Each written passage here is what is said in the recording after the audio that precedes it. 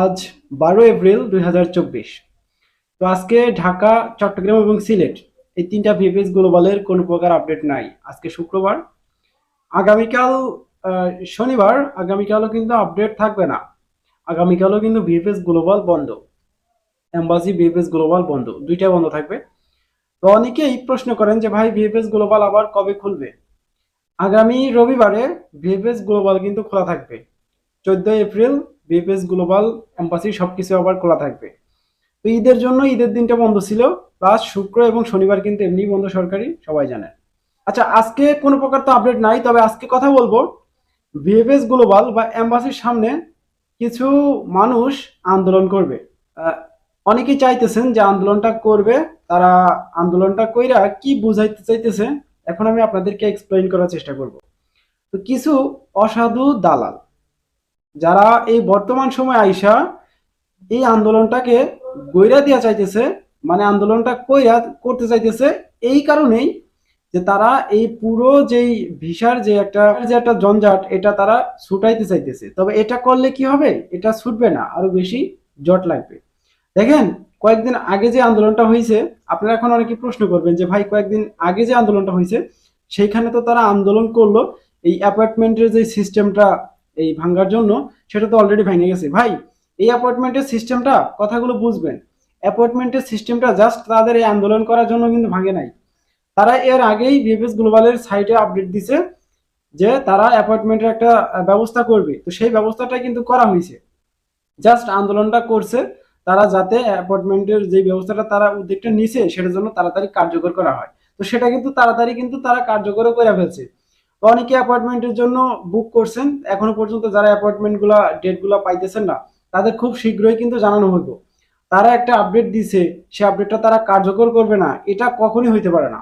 BFS global আমাদের এই বাংলাদেশের মতো দালাল চক্র বা চিটার বাটপার মতো কিন্তু তারা না, তারা একদমই ভিন্ন ভিন্ন রকম। আমরা যেটা ভাবতেছি সেটা না। তাদের মন মানসিকতা, তাদের ব্যবহার, তাদের আচার আচরণ খুবই সুন্দর। তাদের সাথে কথা না বলে আপনারা কিছুই উপলব্ধি বা বুঝতে পারবেন না। আচ্ছা, এখানে আপনাদের একটা প্রশ্ন থাকতে পারে যে ভাই আন্দোলন না করলে ভিএফএস গ্লোবাল থেকে কিন্তু আমাদের পাসপোর্ট গুলো ডেলিভারি দেওয়া হইব না। ভাই, একটা কথা সবসময় মাথা রাখবেন, ভিএফএস গ্লোবালে যাদের পাসপোর্ট গুলো আটকে আছে, যাদের নোল্লাস্তা গুলো আটকে আছে, সেগুলা কিন্তু ভাই অরিজিনালি বেশিরভাগই কিন্তু ফেক। যদি 60% পারমিট এখনো আটকে থাকে, তাহলে সেখানে 55% পারমিটই কিন্তু ফেক, বা 50% পারমিটই কিন্তু ফেক কাগজ। এগুলো ভাই ডেলিভারি দিবে, একটু সময় লাগবে। তো তারা এই যে কয়েকদিন যে আগে যে আন্দোলনটা করা হইলো, আটকে থাকা পারমিটের কোনো প্রকার কথা বেশি বলা হয় নাই, খুবই অল্প পরিমাণে কথা বলা হয়েছে। তবে সেখানে যে কথাগুলো বলছে, বলার পরে সেই অ্যাম্বাসিডর কিন্তু জানাইছে যে খুব শীঘ্রই তারা 3টা মাস সময়ও নিছে, 3টা মাস সময়ের ভিতরে যে কটা কাগজ আছে, এখনো 50-60 হাজার পারমিট এখনো পড়ে আছে, সেগুলো কিন্তু ডেলিভারি দিয়ে দিব জাস্ট 3 মাসের ভিতরে। আপনারা এই 3 মাসটুকু একটু ধৈর্য ধরে থাকতে পারবেন না? আমি আশা করি আপনারা এই 3 মাসও ধৈর্য ধরে থাকতে পারবেন। আচ্ছা, এখন আপনারা প্রশ্ন করতে পারেন যে ভাই এখন যে বলতেছেন যে ফেক কাগজগুলা, এগুলা তো ডেলিভারি দেওয়া হইব, তা আন্দোলন করলে হয়তো এই ডেলিভারি একটু তাড়াতাড়ি দিতে পারে। এটা কোনো কথা না যে আন্দোলন যদি করেন তাহলে ডেলিভারিটা তাড়াতাড়ি দিবে। তারা যেহেতু জানাইছে 3 মাসের ভিতরে ডেলিভারি দিবে, সেহেতু তারা কিন্তু তাদের কথাগুলো রাখবে। মনে করেন না ভাই আমাদের এই বাংলাদেশের মতো যে কথা দেওয়া কথা রাখবে না, এগুলা কিন্তু এরকম না, কোনো সিস্টেম নাই। তারা খুব শীঘ্রই ডেলিভারি দিয়ে দিব, এই এতটুকু আস্থা তাদের উপর রাখতে পারে। আচ্ছা, বলছিলাম যে এই দালাল চক্রের কথা। এখন কিছু মানুষ যারা এই যে ফেক কাগজ আপনাদের মতো আমাদের মতো পাবলিককে ধরাই দিয়া এত এত টাকাগুলো নিয়ে নিছে, তো এগুলো তো আত্মসাৎ করতে হইব, তাই না? এখন যদি দেখে যে এই পারমিট গুলা ব্যাক দিতেছে না, প্লাস ব্যাক দিলে রিজেক্ট মারতেছে, তখন কিন্তু তাদের এই ব্যবসাটা কিন্তু লাঠি উঠে যাইব। ধরেন 10টা পারমিট উঠাইছে একজন, অনেক গ্রুপেই দেখতেছি ভাই এরকম দালাল চক্র আছে। তো এগুলার এখন নাম বলতে চাইতেছি না, এগুলাকে ধইরা শুধু খালি মাইরের অভাব ভাই, আর কিছুর অভাব না। কয়েকটা গ্রুপ দেখলাম যে তারা এই মানববন্ধন নিয়ে খুব প্রখর চেষ্টা চালাইতেছে যে মানববন্ধনটা করতেই হবে, বিএফএস গ্লোবালের সামনে আন্দোলন করতে হবে। ভাই, যতই শান্তিপূর্ণ মানববন্ধন করেন, এবার যদি এই বিষয়টা নিয়ে বেশি কিছু করেন, খুব খারাপ হয়ে যাবে।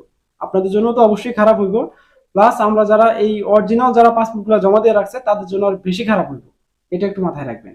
দুই হাজার বাইশ সালে যখন মানববন্ধনটা করা হইলো, এই বর্তমান সময় আইসা 22 সালের কাগজ কিন্তু এখন এম্বাসিতে আটকে আছে। কেন আটকে থাকবে? আমাকে প্রশ্ন করে, এই ইউটিউব চ্যানেলে প্রশ্ন করে যে ভাই 22 সালের কাগজ আমি এই জানুয়ারির দিকে জমা দিছি, বা 22 সালেও জমা দিছি, 2023 সালের জানুয়ারির দিকে জমা দিছি, আর 22 সালেও জমা দিছে, তো সেই কাগজ এখনো পর্যন্ত আটকে আছে, আমাদের কি ভিসা লাগবে না? বা পাসপোর্ট কবে ব্যাক দিবে? এখন আপনারা চিন্তা করে দেখেন, এখন যদি এই বর্তমান সময় এসে আবার এই আন্দোলনটা করা হয়, আপনাদের পাসপোর্ট আটকাইবো না, এটার কোনো গ্যারান্টি আছে? গ্যারান্টি নাই। কথা বললেই বলবেন যে ভাই উল্টাপাল্টা কথা বলতেছি, দালালি করতেছি। ভাই যেটা মনে করেন করেন, আমার যেটা ধারণা সাবধান করা সেটা আমি আপনাদেরকে করতেছি। এই বর্তমান সময় এসে আর কিছু করেন না, জাস্ট 3টা মাস ওয়েট করেন, তারপরেই দেখেন কি হয়। এখন এই তারা চাইতেছে যে এই মানববন্ধনটা কইরা এটার একটা একদম লেটাপেটা সেটাপেটা বাদাই দিবে। বাদাই দিয়ে কিন্তু এই যখন এই লেটাপেটাটা বাদাই দিবে, চেটাপেটা বাদাই দিলেই কিন্তু আপনাদেরকে আর রিজেক্ট করবে না, কারণ দেখায় রিজেক্ট করবে। আপনাকে যদি ভিসাটা দেওয়া হয়, এই দেশ থেকে ওই দেশ চলে যাবেন, এই দেশ থেকে এই দেশ চলে যাবেন, যে কোনো একটা কারণ দেখে আপনাকে রিজেক্ট করে দিবে। যখন আপনি অরিজিনাল পাসপোর্টও বা অরিজিনাল নুল্লাস্তা যখন এই বিবিএস গ্লোবালে জমা করবেন, এখন আপনারা কি চাইতেছেন যে এই বিষয়টা যারা অরিজিনাল নুল্লাস্তাধারী তাদের সাথেও ঘটুক? যদি চান তাহলে অবশ্যই আপনারা এই এপ্রিল মাসে 22 তারিখে আন্দোলন করতে পারেন, কোনো ব্যাপার না। উড়াধুরা আন্দোলন করেন, মারপিট করেন, যা করেন করেন, এটা আপনারা করেন, সমস্যা নেই। কিন্তু যদি চান যে ভালো হোক, সবার ভালো হোক, তাহলে এই বিষয়টা একটু এড়ায় চলেন। অনেকেই প্রশ্ন করে আমাকে যে ভাই আপনি এই যে কথাগুলো বলেন, তাহলে আপনি কি মানববন্ধনের বিপক্ষে, এই আন্দোলনের কি বিপক্ষে? ভাই এখানে পক্ষ বা বিপক্ষের কোনো কথা না, যেটা সঠিক, যেটা করলে সবার ভালো হবে। দেখেন আমি কিন্তু এই ইউটিউব চ্যানেলে আইসা ভিডিও করি, আপনারা অনেক ভিডিও দেখেন, আপনাদেরকে যদি আমি উল্টাপাল্টা কথা বলি তাহলে অবশ্যই আমাকে দেখতেন না, আমাকে ফলো করতেন না। এই বর্তমান সময় আইসা যারা এই প্ল্যাটফর্মে কাজ করে, ফেসবুক বলেন, ইউটিউব বলেন, যে কোনো একটা প্ল্যাটফর্মে কাজ করে, তাদেরকে খুব হিসাব করে কিন্তু একটা কথা বলতে হয়, রিসার্চ কইরা কথাগুলা, যে আদৌ আমার কথাগুলা টিকবে কিনা, কথাগুলো সঠিক কিনা, আমি যেটা বলতেছি সেই ইনফরমেশনটা আপনাদের জন্য যায় কিনা, সেই বিষয়টা কিন্তু খেয়াল কইরা এই কথাগুলো কিন্তু আপনাকে বলতে হয়, আপনাদেরকে বলতে হয়, ভিডিও দিতে হয়। একটা কথা আমি আইসা টুক করে বলে ফেললাম, আপনারা খায়া ফেললেন কথাটা, সেটা তো হইব না। এই বর্তমান সময় আইসা কিন্তু সেটা আরো করা হয়ে গেছে।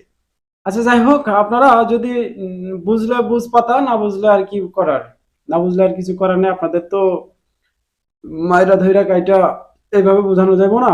আমার যতটুকু আমার যতটুকু করার দরকার আমি এখান থেকে করতেছি, আপনাদেরকে সাবধান করার চেষ্টা করতেছি। তারপরে যদি না শোনেন, কিছু করার নাই। একটা বিষয়, আগামী রবিবারে কিন্তু বেশ কিছু পাসপোর্ট কিন্তু কালেকশন করতে যাইবো।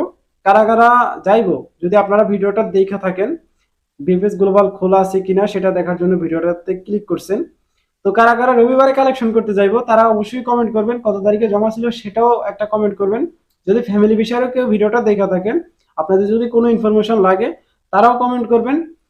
যারা আমার চ্যানেলে নতুন ভিডিওটা দেখতেছেন তারাও কমেন্ট করবেন। আমার চ্যানেলে নতুন আছেন তারা অবশ্যই চ্যানেলটাকে সাবস্ক্রাইব করবেন, আর যারা পুরাতন অলরেডি সাবস্ক্রাইব করে রাখছেন তাদেরকে অসংখ্য ধন্যবাদ। তো এই ছিল কিন্তু আজকের ভিডিও। দেখা হচ্ছে আগামীকাল একটা আপডেট বা বিএফএস গ্লোবালের নতুন একটা আপডেট ভিডিওতে। ততক্ষণ পর্যন্ত আপনারা সুস্থ থাকবেন, ভালো থাকবেন। Majumdar from Italy and Europe এই দুইটা ইউটিউব চ্যানেলের পাশেই থাকবেন। আল্লাহ হাফেজ।